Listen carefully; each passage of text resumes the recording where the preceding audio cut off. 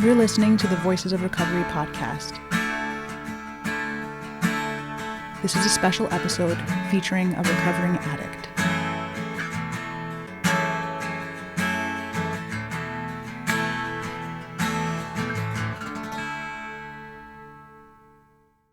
Hi, my name is Sophie X. I'm the host and producer of the Voices of Recovery podcast. I'm joined here today by Little Christina. Hi. Hi, Little Christina. How are you? I'm good. I'm just gonna call you Christina. That's fine. Thank you so much for doing the readings for the Just for Today and for the SPAD. You're welcome. So appreciate you, and having your voice on the podcast is super important. You are on the special series for teen recovery, actually. Which is awesome. Yeah, and you've been in the rooms for over a decade at this point? Yeah. My first introduction to NA, I was 16. So 2005 was my first clean date. And then relapse is part of my story. So 2008 is my clean date now. So you first came to the rooms 20 years ago, roughly. So right? I grew up here because I'm 36. Yeah, just a kid. That's awesome. So you got clean as a teenager, came to the rooms for the first time at the age of 16. Yeah. And I'd love if you could just take our listeners through the story of how you came to NA the first time, how relapse impacted you, what made you come back, and what made you stay even as a teenager. It's kind of hard to, I'll talk about like my first meeting. So my first meeting in NA, I was allowed to leave a treatment facility I was in. So I had like 2 hours or 3 hours of a lot of time like out into the world. So like I have to talk about like where I come from, kind of to describe how I got here. So like I'm a very institutionalized child. So like psychiatric units were part of my story prior to even using drugs. I had a lot of trauma and I had a hard time. I didn't have the words. The one thing I have to say is Narcotics Anonymous gave me the words that I needed to get out of my own way and to get out of like my own brain. Like I felt like I lived in a different world. I felt like I was watching myself. I wanted to be connected to others, but I couldn't. Just that was my experience. And so I was mandated to a treatment facility because I was involved in a lot of illegal things as like a young kid, and drugs obviously took over my life. I didn't have any choices. I always say now, like, I have kids that are the age that I started using. So like the first time I used drugs, I was 12. I drank. I loved it. I blacked out. It gave me the courage to be and do whatever I wanted. So I fell in love with drugs. I wasn't the kid who like, on one hand, I was in like the anti-drug program in school. And on the other hand, I was so intrigued by like the bad people, like the criminals and like the bad people. Cause I felt like, if you were bad, it protected you from being bullied. So like I sought out the bad kids, so that no one would touch me or bother me or question me. As a form of protection. Yes. So I loved it. I loved being like around bad people. I loved being around adults when I shouldn't have been. And that was a big part of my using as well. When it came to like real drugs, not like real drugs, whatever, harder drugs, I was introduced to pills by my friend's mom who crushed up morphine and told us to snort it and that we would get sick. But if we kept doing it, we would feel better. And so like my experience with drugs were using with adults. Yeah, wild. As a child. Wild. Thinking they were my friends. Like I remember being like 30 and I would go and I would give this girl weed and we would like drink or do whatever drug she had. And she used to say like, as long as I don't do heroin, I would like be okay. And I trusted in adults that were never adults. And like I look at it now and I'm like, these people in my life that I was getting high with, they were just children who never grew up. Right. And that could have been me if I wasn't in recovery. Mm-hmm. So I have a bit of compassion for them, because they obviously didn't have the opportunities that I did to get clean or change their lives. So my first meeting was out of like a facility, and I went in, and at that time there weren't a lot of young people. And so I remember walking into the meeting and I'm obviously terrified, and I'm like this little girl, and I saw one other younger girl. Her name was Erica, and she's like one of my best friends today. Just seeing someone that looked like me was important. And I just sat down and I don't really remember much. And that was like my first meeting. It's just like I visually saw someone else that was young. The rest were adults. Everything was like wah, wah, wah. And then I went back to the facility and it was like my safe little hub. I got kicked out of the facility. and then obviously brought back in, thank God. So I got kicked out of the facility, and I made a meeting, and there was a woman named Elizabeth. She passed away, but she's like, there are people in the rooms at NA that change tons of lives. She's one of them. Like if you ask anyone in our area about Elizabeth, she's breathed life into a lot of us. And she was this really big, loud woman. And I went into the meeting and I sat in the meeting and I didn't say anything. And I was walking down the stairs to leave the meeting, and she just like grabbed me and hugged me and encouraged me and remembered my name. And it was the first time I felt like maybe I was valuable, especially in the rooms at NA. I was institutionalized, so like I wanted someone to tell me what to do because I was so scared of myself. Like the messages I got growing up was that I was different and that I was going to be a danger to myself and others. The message of like shame and all of that stuff that comes from like drug use is like I thought that the shame that I felt was contagious. And so I never wanted to be around like innocent people because I didn't want them to catch it. And so I pushed anyone that would say be a healthy person away. And then you come to the rooms at NA and like We're all that way. yeah, like we're all that way, but also it's like we're not scared of each other. Right. It's the coolest place to be where you can say all your secrets and all your dirty thoughts and all you air your whole entire laundry out, and you get like a giggle because like we Yeah. all do that shit. You're Or like, like you just "Welcome." didn't get a you didn't Yeah. get a turn yet. It's not your turn yet. Yeah, yeah. We've been there. Yes. So like that's Like, oh, I remember when that happened to me right. too. Right. Like when there's no I would like the freedom of if there's a name for it, someone else has been through it is a blessing and a curse. Because I know too, I don't know, part of the disease is like being like a victim. You know what I'm Oh, saying? yeah, absolutely. And so like when you learn that like we're all the same here, it takes away the victimhood or like, oh, there's a solution to that. Yeah, Oh, you become empowered through it, right? right. Because you're like, no, like you definitely perpetuated that in your life, or you helped that happen in your life, like, or you were you were a bystander Yeah. in that in your life, or an active participant in that in your life. Huge. Yeah. The biggest thing step work does is like I always say, the first step I learned that I'm not a bad person, right? And that like I have a disease, right? And so like if I use drugs, I have no choices, and the choices I make are based upon, the disease that I have and feeding my addiction. And the second step, I learned that there's like a little bit of hope, right? So like I learned that like I can't make good choices on my own. So anyone but me. That's my experience with second step. Anyone but me. We don't know what it is, but it's not me, right? And the third step is like getting glimpses of like powers greater than myself. Not fully understanding because that comes in 11, but like seeking guidance and help and opening my eyes a little bit more to possibilities that once again are not me and based upon like what I want to do right now to feel good.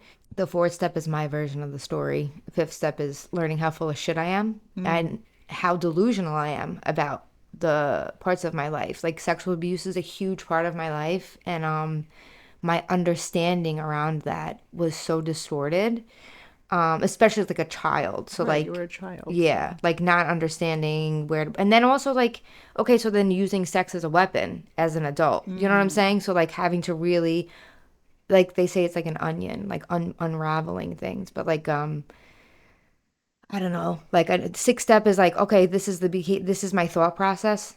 Seventh step is this is how I act out on my thought process. You know what I mean? Like and eight, it's what I find is my resentment list, and four becomes my amends list, and eight, once again, like I'm so distorted in my interactions with people. Having the courage to face myself, and nine and others. The biggest gift is like, so I don't have to be that person anymore. Right. It's really not about the other person. It's about like when I'm faced with shameful events or like I did something wrong to someone, I don't have to now look at the ground for the rest of my life. I can change my behavior. So whether they accept my amends or not, I can let go of that version of myself. 10 was cool. 10's my favorite step because it's for the first time I'm responsible for my own recovery. I don't have to run every single thought past the sponsor or support group member. I have a God in my life. I have this a skill set. So now I get to use my skill set. I get to put it to work.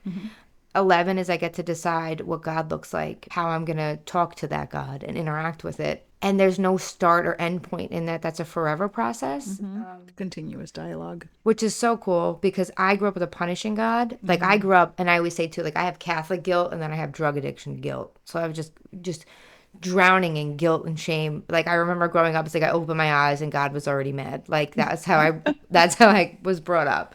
I don't know, letting go of that, figuring out like I think one of the coolest things I remember an old timer saying that the biggest secret is God's within you this whole time. And so the idea, I don't know, the idea of like seeking a God and like the hole in our heart, it's like everything we need we have, and to reach God, I have to give. If I'm like I find the most peace in connection with others, and I feel like God is in that. When I'm not the only person on my mind, that means God's involved. Right. And 12 is doing stuff like this where it's like if one person hears one thing that I identify with, and even if it's like a seed, we plant seeds. We don't tell people what to do here. We plant a seed. We let your flower grows on your agenda, on your time. You and God work together. I'm just planting the seed with you. And so to be able to plant seeds and be available to recovering addicts is cool. And also, like, I'm really big on, like, I help people who want to help themselves because relapse is part of my story. A bunch of things led to my relapse, but one was like one of my old running buddies came into recovery, and I was on a mission. As long as she stayed clean, then we could be clean together. And I lost myself in this concept of complete codependence, and you can't get people clean. Yeah. Because I'm not God. Once again, if I were to be in the steps, which I stopped, you know what I mean? I stepped away from recovery. But when I lose the idea, or I lose I don't know, I'm not God, period. Step 2, it's not you, anyone but me. Right. You know, if I stay there, life is a lot easier to navigate. So tell me what it was like first coming to recovery as a 16-year-old. And then you were in recovery for a bit, right? And Yeah. like you said, you had your running buddy come in and relapsed. And then coming back, what made that decision? I'm sure that part of it probably was seeing those adults, right, who had not gotten clean, had not made that decision, and saying like, maybe I don't want to be that person. I also have to say this. I was in an institution, and then I graduated, and then I was in outpatient. Like I said, like that's my experience. Is a lot of like PINS petition. So I came into NA and I felt a comfort in the structure of it all. But I was living 2 lives. So I feel like recovery is cool now that we have podcasts. People are openly talking about like sobriety and recovery. And back then it wasn't, there was still a lot more stigma and shame around it. Yeah, taboo. Right. Like So you had a problem because you were here, not right. like it was a choice to actually live your life a different way. Right. So like it was like you were bad. You were bad, or like you're like there was a negative connotation. So you would never be like, I'm in recovery. But at least for me, it wasn't cool. It wasn't cool. It wasn't trending. I feel like now it's cool and it's trending and we're doing all those things. And I have a lot of feelings around that. That's nothing to do with the question, just ask. But I was taking a school bus, you know what I mean, in the morning, reading the Just for Today before I got on the school bus, and taking a school bus to school. And then like trying to navigate life as like a teenager who's not using drugs, and now everyone is starting to experiment with drugs, but like I'd already, you know what I mean, crashed and burned by 16. Now people are starting to use drugs. Like, how do I navigate socially? When all your friends are using. Right. They're all drinking. And they can, because they're not drug addicts. And that's something we need to talk about too, I think, is that like not every person who uses drugs is going to die or become a drug addict. I say that to my kids. I say 3 things are going to happen when you use drugs. The first thing is nothing. The second thing is you're going to be a drug addict. And the third thing is you're going to die. And unfortunately, you don't get to make that choice. Right. And that choice is made for you. You're born an addict, right? Right. So it's I don't know. I was living like a double. Then I come to meetings and there's like 4 young people. I'm 16. The youngest, most of my friends are 10 years older than me. So like I'm 16, my friends are in their 20s. I can't drive because I don't have a permit. So I have strangers off of a list that I'm calling to drive me to meetings. I'm trusting in adults. You know what I mean? I'm trusting that adults are going to keep me safe. Adults Not take advantage of you. Right. Drug addict adults. Again, adults. I'm looking for guidance in the same adults that could, you know what I mean? Couldn't get their shit together. Right. Right. But now it's like they're trying. Also, it's weird. So like now I'm like an adult, and I look back on some of the adults that I spent my early recovery with, and it's like they were just children getting better as well. Yeah. And that's why I identified so well with them, because we were both just teenagers, even though they were in their 20s. Like they weren't. Yeah, their development was arrested at the time they picked up, so they stayed teenagers. Like, right, teenagers with cars and houses and husbands and kids and mortgages. Yes, like wild. And And insurance policies. Yes, like craziness. So I'm 16, I'm going to school. You know what I'm saying? I'm worried about boys. I'm worried about all types of Yeah, stuff. yeah. People are talking about mortgages. You know what I mean? And I'm like, what? How do you I'm couch relate? hopping. I'm living on people. Again, I'm living on. I had a lot of stuff to sort out with my family before I could build a relationship with them again. And so, like, I was couch hopping in recovery, just living on random couches because I didn't want to go home.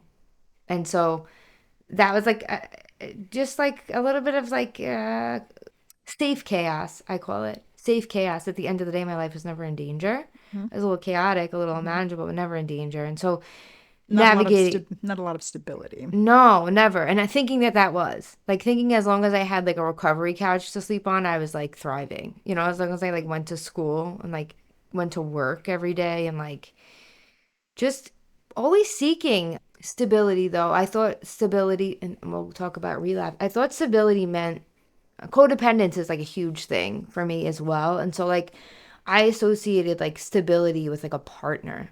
So like me and somebody, we were gonna create a life of stability. So it took two. Couldn't come from just you. No, I Needed somebody wasn't. else. Yeah. And so like I was engaged at like prom, like with like my rehab romance, like just and this goes into my relapse. So like I'm engaged at prom with my best friend from rehab who like I really wasn't interested in, but like I loved him and he loved me. And so it must have been like in my head, we're best friends, so this is gonna work out. And like we're both questioning our sexuality. So like we could be in like a lavender marriage where like we're man and woman married, but like if we wanted to experiment on our sexualities, we like this whole delusional fantasy. I love a good fantasy. And so having all this and then doing step work and then having to end my engagement because I'm 18 and I'm questioning my whole existence. Not the time to get married. No, I don't even have a house. I'm living on someone's couch and I'm talking about marriage. You know what I mean? Like out of control. And then like doing step work and having to come to terms with like reality. Thank God I had a sponsor and then breaking up an engagement and then him relapsing. Mm. And that was heavy. He relapsed. My running buddy from like the streets comes into the rooms.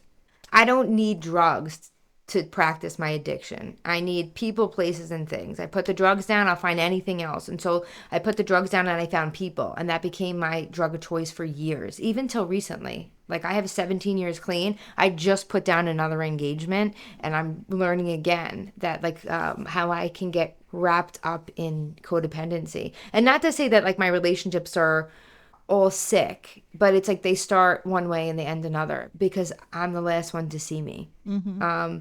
And so I end an engagement. He's using my running buddy comes in. Now she's a new project. I'm going to chase her around. We're going to get clean. We're going to get clean. We're going to get clean. I'm clean. She's not.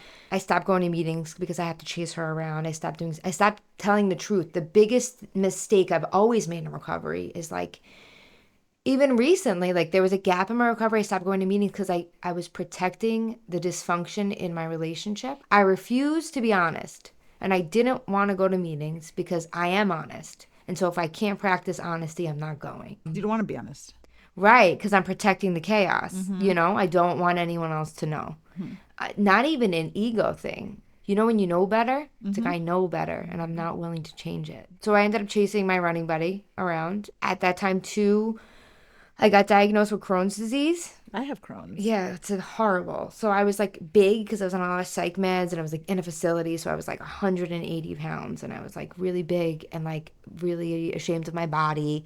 And then all of a sudden I'm dropping this weight and I'm feeling so Because good. you're not inflamed anymore. Yes, I'm feeling great about myself until like my hair is falling out and now I get lesions on my legs and I get secondary illnesses due to my Crohn's. At that time, Crohn's wasn't like as easily diagnosed, so I was just on a ton of different meds. I was on a ton of different steroids. I was on a ton of different psych meds. So, and I was so embarrassed to talk about my experiences in recovery of like Crohn's is ugly, dude. Like you're shitting blood, you're throwing up blood, like you Yeah. have no So painful. so pain, you're in a ton of In pain. and out of the hospital. Right. It debilitates you. Horrible. Just for everybody that doesn't know what Crohn's disease is an autoimmune disease affecting the gastrointestinal tract. It can actually start anywhere from, the oral cavity all the way to the exit portal. But very often it's an intestinal thing. I personally suffer from terminal ileum Crohn's. You too? Yeah, so I had 10 inches of it removed. Oh my But I was gosh. septic twice. Yeah, I've been septic once. Yeah, so very often you get these bouts of pain, and then what ends up happening is that you can have like bleeds, like internal bleeds, and you can become septic. I've had an internal bleed before, and hospitalizations and extended days of like IV steroids where like they You try to lose your stabilize you. mind, Oh my dude. God, it's Steroids are the best drug for your body and the mm, worst drug for your brain. Like yeah, in it's your not good. mood, it's Oh yeah, very destabilizing. But Crohn's disease is a very awful condition to live with, and I personally live with it. And the medicine that they give you is an immunosuppressant, which makes you sick, right? yes, Like if you come in contact with anybody that has like even the common cold, it can, knock you on your ass. oh I've been my God. hospitalized for stuff like Yeah, that. me too. And I had so much, but that was another thing, shame, shame, shame, shame. I was ashamed. I was embarrassed. I didn't want to tell anyone. My support group knew what was going on. My sponsor knew what was going on. And the symptoms are just awful, Horrible. awful. So it was obviously that's like a huge deal. And I'm not taking care of myself physically or mentally, and I'm chasing somebody else. And so Mm-hmm. it's like the recipe of disaster. Oh yeah. And so then I remember like I was decided on like a two. Literally, I took the burner. You know what? I went to the day meeting. I took the burner that I was going to use, and I used. I used. People tried to convince me out of it. They told me they love me, and it didn't fucking matter because I had been so far removed from recovery. I did not care. I didn't care. So I remember like my mission was to have a drink at a bar like a normal person, and I never even got to that point. So like I called her and I'm like, I want to smoke weed today. And so we went and we smoked weed, and I remember the minute I got high, I regretted it immediately. How long were you clean at that point? My original clean date was May 25th, 2005, and I relapsed on March 30th, 2008, I believe. Mhm. And then my relapse was short. My clean date is April 5th, 2008. Short. I ended up in a psych ward. Oh Because, yeah, of course. right, that's where Dozens I of patients are go. dead. That's what Right. happens. So, like, for me, when people are like, why do you stay clean? I always, without fail, end up in a psychiatric unit Me too. That's every happened. single time. Yep, that's happened to me too. Right. Twice. Right. So that's the That's end. why, And also, that's why I like, don't use. same, no matter what. So, like, it started with smoking weed. I heard the voices of people in recovery, and it fucked my head up, and my Mm, heart broke. mm, And I just wanted that noise to go away. mm-hmm, And so I just kept using. And mm. so then it was like, I just smoke weed. Then I called an ex boyfriend. And then he left me at a drug dealer's house. And then I was eating cocaine Oh God. and drinking rum and blacking out. And you know what's fucked? I was calling members of recovery to please come get me. And they did Mm-hmm. every time. And so for whatever days I used, they would come get me. They would take me to a meeting, and then I would go use it. But Mm. they never gave up on me. Right. They don't. They just don't give They up. don't, and thank God they collectively they call me Little Christina because I was a child. And like I said, all my support group members are 10 plus years older, so it's like your baby sister's on drugs, and Yeah. so it's like a collective thing Yeah. where they come up and they get me, and some of them are mad, man. Some of them are pissed about it. Some of them are more loving. Having a human experience with someone who's using is Very horrible, hard. Exactly. When you're clean and you're watching them just destroy themselves and their horrible. lives, and it's hard being on the other side of that. Right. But So that's why the 12th step exists, right? Like we have to give back to right. people that need it, but also have to protect our own recovery. Correct. So that's another thing too, is like I don't help people who don't want to help themselves because Mm. I'll use this was my example of that. I wanted Justina to get clean so bad. She never did. Mm-hmm. She never did, period. So now it's like 20 years later, and I'll see her on social media. She just got involved in a lot of really sad things. And I'm grateful that I didn't join her Yeah, because I follow could her. have. I could have easily. Like, even right before I got clean, I was offered to be like a prostitute, and I wanted to. And that's like so sad thinking of it now as 16. And I'm like, I could do this. Mm. I could do this and I can make a lot of money. And then, God showed up and I got locked away for 18 months. Thank God. So God is good. Yeah. God is you, really good. saved you from being a prostitute. Right. As a child, that's Yeah. so wild. I really thought I knew something. Yeah. I really thought that was This is it. I thought that was a powerful, you know what I mean, Choice. idea. Yeah. What's sad is the girl I was going to do it with, she ended up stabbing someone like 70, she was on the news. And so I'm clean, and like 10 years later, she gets out. You know what I'm saying? Like, it was just, She went to jail. she went to jail because she stabbed someone 76 And times. you Chose to stay clean. Yeah, thank God. Yeah. I mean, you have to do what you do to stay. I don't know. I think about her often. Relapse is ugly, dude. Like, I'm eating cocaine. I'm in like a psychosis. They take me to like a meeting. I couldn't keep my eyes open, and so they got scared. Like, my support group members are like, we gotta take this girl to the hospital now. So they took me to the hospital. I don't remember a lot of it, obviously. I don't remember a lot of it because my addiction is not, I don't know what it's like to get like a little bit high. I like to black out. So that's the feeling that I'm looking for. Yeah, Is you like an get so fucked up that you adrenaline. like can't Yeah, I don't want to be a function. little, I want to be adrenaline. Maybe I won't wake up, Right. which is, that's my experience with drugs. And so, I don't know, I woke up in a psych ward, and then people of NA came. I was there for 11 days.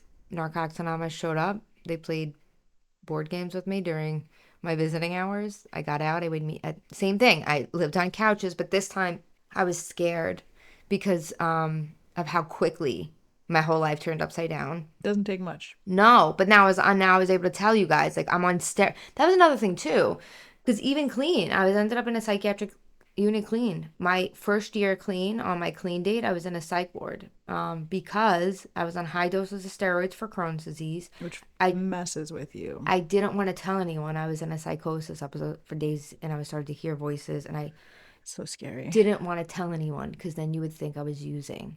Right. And so only my sponsor knew and a few support group members, and I ended up in a serious psychosis, and I burnt my arm on it. It became a big thing. Once again, thank God for my sponsor, took me to the hospital. They came up with a piece of cake and a key tag Oh, in for the your psych ward. anniversary. Yeah. Oh. So I love the fellowship of NA. Not everyone is loving and caring and all those things, but there are a few of us. Yeah. There are a few people that show up in that Yeah, way. and love you. Yeah, despite and no And we matter. learn to love each other. I always say, like, the girl I hated in 2005 is the only girl that's left now.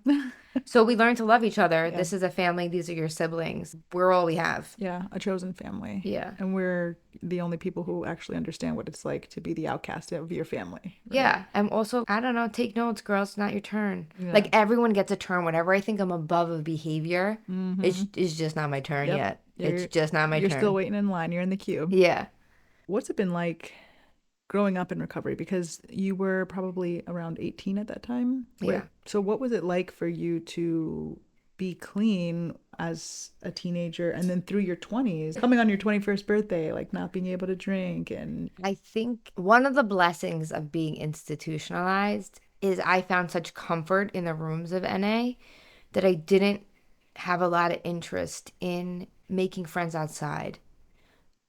On one end, it kept me safe and clean. On the other end, it made me very socially awkward. So now I'm 36 and I'm learning how to navigate social settings that don't involve people in recovery. I've successfully bubbled myself. So I'm unbubbling myself okay. with 17 years clean. Okay. But I don't know, I was going to college and I made friends once in a while. I remember like sitting in cars and people were smoking weed and then like, I can't do this because I'm going to use. You know what I mean? So I had to navigate like where I belonged and where I didn't belong. I have good friends that I grew up with who really protected me in my recovery and really like they knew who I became on drugs. And so I had a lot of support in that way. But then I'm a good codependent. So at 20, I met my husband in recovery. I had like a little over a year. I'm starting to see a pattern here. Yeah, welcome to my show. That's the really cool thing about recovery is if you just look at your patterns, you'll see yourself coming. Oh, yeah. But I was the last one to know once again. Right. I met my husband. I had like a little over a year clean. He had 7 days clean. I'm a notorious Perfect. 13-stepper. I'm going no. to save you. I met him. He was an adult. I was a kid. He was 32. I was 20 or whatever. And this is the guy. this is the guy because he's an adult. Yeah. That's it. Period. He he's has clean. the age required. He has an age. He's a whole week old. clean. Right. He's a whole week clean. So I get pregnant after 30 days of knowing this man. Oh my God. I say I'm going to keep this baby. Once again, living on couches. I'm going to keep this baby. He doesn't have to be part of it because once again, I live in a fantasy world of like I don't need a man. I don't need like I want you around, but I don't need you because it's going to be me and this baby. This baby is going to save me. It's going to be me and the baby. Delusional. Next level of codependence. Yes. I don't need anyone other than this baby. Mm-hmm. So I have Lucas as my son. I was a child, dude. Like I think of it now, and I was a 20. I'm a baby having a baby. So at 21, I have a baby. He's 6 weeks early. He's in the NICU. It was horrible. I had severe postpartum. once again go into a psychosis, like had a really difficult time. Now I'm married to a stranger and I'm navigating his family, which is a lot of unresolved stuff, just like we all come. So now I'm living back in the house with my family because I'd rather be with my crazy family than his crazy family. Finding my footing as a mother, as a 21-year-old. So I found my footing with Lucas, a little bit Narcotics Anonymous, dude. Like, I went to NA and I'm like, what the fuck do I do with this baby? I don't know what I'm doing. What do I do with marriage? I reach out to married women. I do what they tell me to do. And for the most part, like, I had a successful-ish marriage. But like, I was in love with the idea and not the person. And he's a great person, but it ended. Okay, I have to talk about like I grew up in recovery. I was married for 7 years. In those 7 years, I had 3 kids. The only kid that was planned was my middle one. I was really sick with Crohn's disease. They were putting me on medicine. They said you're not going to have children if you take this medicine. So I had Violet 3 years after Lucas, and then I ended up not taking that medicine, and I was going under for a colonoscopy, and I got pulled off the table because I was pregnant. So I had no Oh idea. my God, I can't even imagine going into a colonoscopy and Yep. finding I out did I'm the whole prep and pregnant. everything. Whole Oh prep. shit. Miserable. Found out I'm pregnant. I'm sick during my pregnancy. Just like I Right, had a really you're not shit. having a colonoscopy just because. You're having a No. colonoscopy because I'm yeah, sick. you're sick. Right? I'm Oh, sick. And now I'm pregnant and sick. oh And shit. so that was not a good time. Then I have Georgia. With two other kids at this point. Oh Yeah. my God. Like why chasing around babies. But I'm a good mom, and it sounds like, but like anything I ever needed as a child, not materialistically, absolutely not, but like my kids can say what they need. That I suffered in silence and I did not have words, and so Mm, that's how like being taken advantage of as a child. You mean like sexual abuse? All those things happened because I could not tell you what I needed. mm-hmm, My kids can tell you exactly what they need. mm-hmm, My kids know that you can disagree with an adult mm-hmm, in an appropriate way. mm-hmm. My kids know what intuition means. They know about God and that your gut knows, especially like with the girls. I'm like, if you're in a situation and it doesn't feel right, it's not. Yeah. And so they honor themselves Mm-hmm. and they don't get convinced out of it. And you get to teach your kids what that means, right? As opposed to just like pussyfooting around it, for lack of Yeah. a better word. Yeah. And, not addressing the very real reality that, you can very quickly become a child in an abuse situation Very if much if so. you don't know how to protect yourself or know that it's happening even. That's a big thing. Know like right, knowing that it's happening. And I ended my engagement, so I was engaged.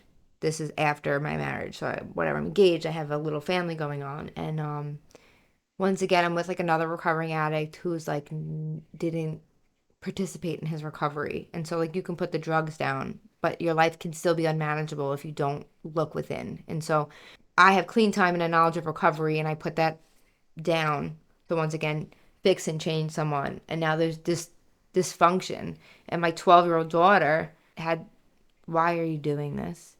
You know Mm-hmm. what I mean? Like, really, what are you doing? You know Mm-hmm. what I mean? Like, why are you doing this? Do you see how you're living? Do you see how I can't respect you both as adult? Like, you know what I'm saying? Like, Yeah, when a 12-year-old tells you that, you're like, oh yeah, I shit. had to change. You know what I mean? I had to end an engagement. Because at the end of the day, like, it's my responsibility as a parent. I didn't give them all these skills so that they can watch their whole lives fall apart. Yeah, and you do it for them, Right. right? It doesn't matter what I say. It matters what I do. They Right. watch me. They do what I do. Mm-hmm. Um, and so there's that. So whatever. I have 3 kids. My daughter is 6 months old at the time in my marriage, and my ex-husband relapses. Horrible. So like alcohol is a drug. Alcohol is terrifying. Alcohol creates monsters out of people. This man is covered in urine and vomit. I'm white picket fencing, so no one knows how bad it is. I also have a reputation of being mentally unwell, right? Mm-hmm. So now put that together. So this man is using, Recipe for disaster. yeah, this man is using, no one's believing me because I have a reputation of not having the best mental health. And so until it got really bad, I was just insane With 3 kids. with 3 kids. A 6-month-old. Right, a baby, a whole baby. I'm out here chasing kids with like a breast pump on, like running, With like Crohn's. with Crohn's, right, not doing well. And so once again, like learning, I always say I had 10 years clean and punching my ex-husband in the face. You know what I'm saying? Like, because that's going to get them clean. Like, Right. wild. And I lost myself. Like, that's my pattern. I'll lose myself in you every time. Mm-hmm. I had to end my marriage, which is devastating. Because anytime I had stability and I lost it, it's devastating. Like, it's just devastating. Like, I don't know, like my clean time, when I gave up my clean time, the only thing I ever did for myself that you couldn't take away from me was have clean time. And so when I relapsed, I was devastated because that's mine. You know, like I had a marriage and I had to let it go. It's the only thing I did that I could be proud of, Mm-hmm. you know? And then, like, even now, like ending another engagement Mm-hmm. is like, there's a sting to it. But I also understand that, like, no, it's cool. Like, I'm cool. I'm good. I'm good. I'm a whole human being, like, with or without. Another person. Right. But we know this. I've been reading this passage in the 11th step 1,000 years, right? We could be good with or without. That's part of the 11th step. So where is God? It's not me. Like, if anyone gets anything out of this whole podcast, I'm not God. Like, I'm not, I never was, I never will be. Mm-hmm. Um, Patterns are wild. But growing up in recovery is that. Like, I don't know, I was a little kid with the hope of stability. That's all I ever wanted. It was to feel safe. Now I can feel safe by myself. And so, like, I get divorced and now I have to move in with my parents. It's me and 3 kids in one bed. I have to start my life all over. And so I did. And it was hard and I cried every day. And then I joined a union. Never in my life did I think I'd be a construction worker, ever, ever, ever, ever. So I joined an apprenticeship. I joined a union. I cry every day for like 4 years. My apprenticeship is very difficult. I have no background in any of these things, but I'm showing up every day because I was promised that I could be financially independent.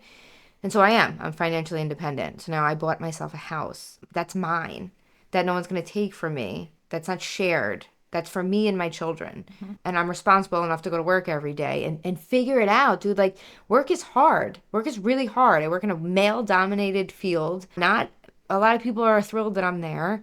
I started a women's committee. Anything that you need, you can create with the skills Narcotics Anonymous gave us. Oh, And yeah. so, And the example. yes, Yeah. community. What did I need? I needed community. Where are the women? Where Create, are the women? create the community. Right, so I did. I'm the women's committee. Christina, one person is the women's committee. That's Here I awesome. am. Now there's 3 of us. That's 2 more than 1. Right. And it's not about me. The end of the day, all the things that I'm doing, although I'm starting it, like, they're not really it's not gonna touch me. It's gonna touch the girls behind me. You know Mm-hmm. what I mean? Mm-hmm. Like, there's You're laying a still, foundation. yeah, You're that's paving a it. path. That's it. But I'm investing in, like, my friendships again. I get to see myself coming a little bit more. Awareness. Yeah, I get to explore sexuality for the first time because, you know, like, I hide in men. All the things I needed to do as a 16-year-old, I get to do with maturity as a 36-year-old. And stability in your own bed. Yes, in my own bed, in my own home, with my own money and my own shit, and no one's coming for it, and I don't have to sell my ass or sell my soul to you. I get to be 16 at 36. Mm-hmm. Discover yourself. Yeah, safely. And the one thing I'm really grateful for is, like, I'm the adult that little me needed. Mm. So I'm the adult that baby me needed, that Mm-hmm. teenager me needed. And now I'm the adult that 20-year-old me needed. Like, I look back on that girl and I'm like, girl, you did a good job. You Yeah. had 3 fucking, like, what were you doing? You did the best you could. Yeah, and you got through it. Yeah. And you So got to stay clean. You stay yes, clean. I stayed clean. And sometimes I didn't want to. I learned to love those parts of me. I don't take care of things I don't care about, right? So it's important that I find something within myself that I care about. And so I care about the younger versions of me, very much so, because they didn't know. They didn't know. And Right. so I love those girls. Innocent girls. Yeah, Girls. that's what they are. Within me, there are innocent women that I take care of because I'm responsible for them. And that's who you get to meet, depending on which girl I'm taking care of within. You know what I'm saying? Like, Which version of the little Christina is we're going to talking show about. up today. Yeah. Right. Yeah. And then being able to be like, I know you're scared, Yeah. but I got this. NA's given me everything I ever needed. It's a skill set. It's a skill set. And once again, like, there's something in your spirit that we get from being around each other. There's a presence of a God. You guys believe me. A lot of the times when I have to put myself in situations that require courage, I hear the voices of NA. I hear you guys Yeah. that you love me because you do. You do. I've been on my worst behavior, and you guys still love me. It's the family you didn't know that you needed. Yeah. That's so glad that you have. Right. And yeah, this reflection has been so enlightening to know that you still nurture those younger versions of yourself. And, 10, 20 years, you're going to be looking at the 30-year-old version of Yeah, and thinking Christina. she really knew something. You know what I mean? Like Yeah. every time I think I know something. Yeah. Well, thank you for telling us your story and bringing us through present day and telling the many versions of the little Christina Thanks. throughout your recovery. Appreciate you being on the show and telling us your story. I appreciate you having me. Thanks.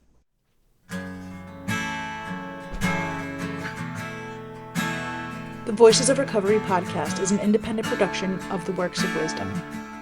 We welcome your questions and donations via PayPal at voicesofrecoverypod@gmail.com. This podcast is an independent production and is not affiliated with, associated with, authorized by, endorsed by, or in any way officially connected with Narcotics Anonymous or any of its subsidiaries or affiliates. While NA literature may be read during episodes for the purpose of supporting recovery, such use does not constitute an official endorsement or representation by Narcotics Anonymous. In accordance with NA tradition, the NA name is not to be used to endorse or be affiliated with any outside enterprise, and no such endorsement or affiliation is implied. Music is by Sage. Thanks for listening to the Voices of Recovery podcast.